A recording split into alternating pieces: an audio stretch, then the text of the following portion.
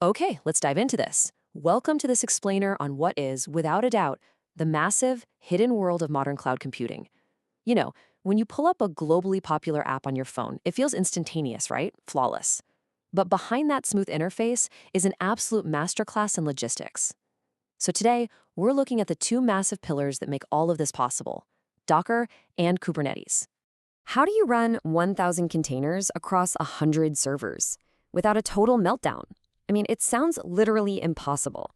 If you were a systems engineer trying to do this manually, constantly trying to figure out where an application should live, what happens if a server dies, or how to route traffic, you would simply never sleep. The sheer scale of managing distributed systems manually is an absolute recipe for disaster. Just think about the sheer scale of this problem for a second. 1,000 containers on 100 servers. We aren't talking about running a simple blog on a single computer anymore.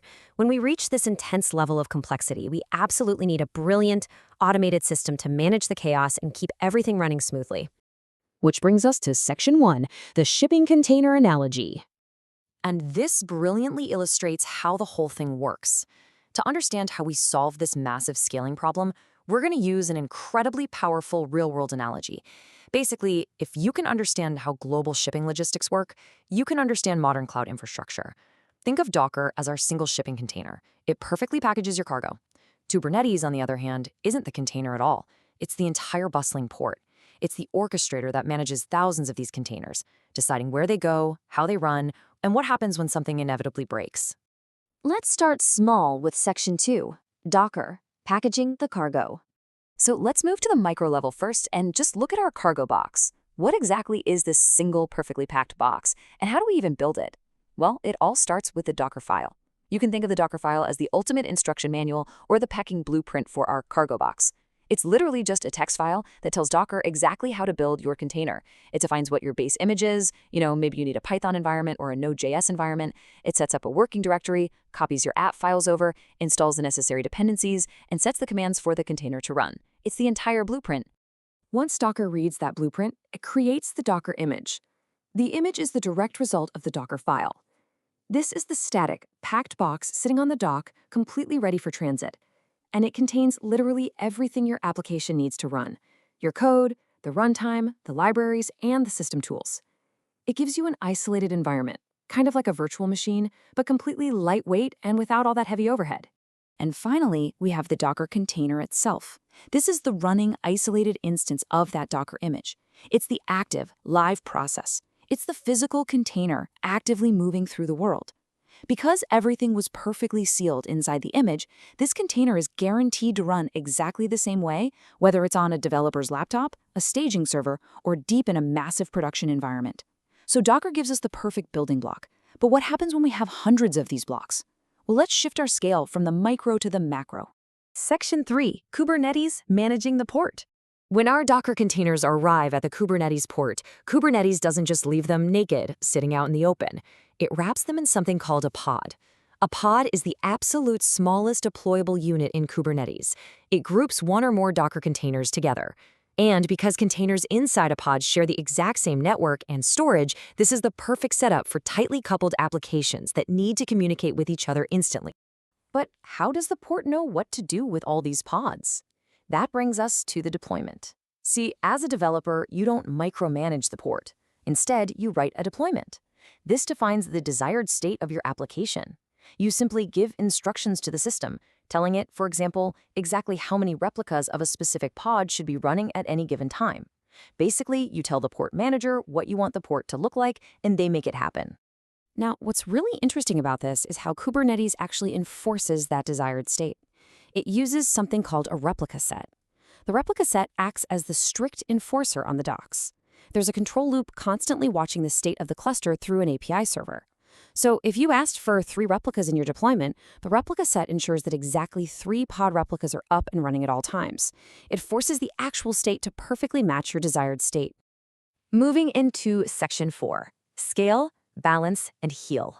This whole enforcement idea leads us directly to the incredible automated superpowers that make Kubernetes so essential for massive applications. When traffic spikes, Kubernetes doesn't even flinch. First, it uses horizontal pod autoscaling, or HPA. Kubernetes actively monitors metrics, like a sudden spike in HTTP requests, message queue size, or CPU utilization. If demand surges, HPA automatically scales up by adding more pod replicas. When demand drops, it scales them right back down. At the exact same time, Kubernetes acts as a brilliant traffic cop, load balancing incoming network requests so no single container gets crushed under the weight. And if an entire server node crashes, no big deal.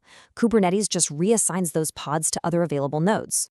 But honestly, my absolute favorite superpower is self-healing. Think back to our port analogy for a second. If a crane accidentally drops a cargo box and it shatters, the port instantly and automatically summons an exact clone to replace it. That's what happens here. If a container inside a pod fails, Kubernetes instantly restarts it. It completely refuses to let the actual state fall below the desired state you asked for. Section 5. Step-by-step code to deployment. All right, let's bring all of these concepts together and walk through a tangible, chronological journey of how this actually works in the real world. Here is the exact workflow. Step 1, a developer writes their code and uses Docker to package the application along with all its dependencies perfectly into a container image.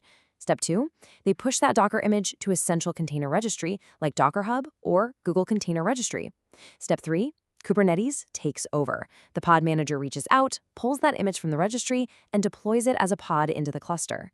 And finally, step 4. From that moment on, Kubernetes continuously monitors the traffic, routing requests to healthy containers, scaling horizontally when traffic spikes, and automatically restarting literally anything that crashes. Finally, section 6, the cloud-native backbone. And that brings us to the big picture of why we need to understand this.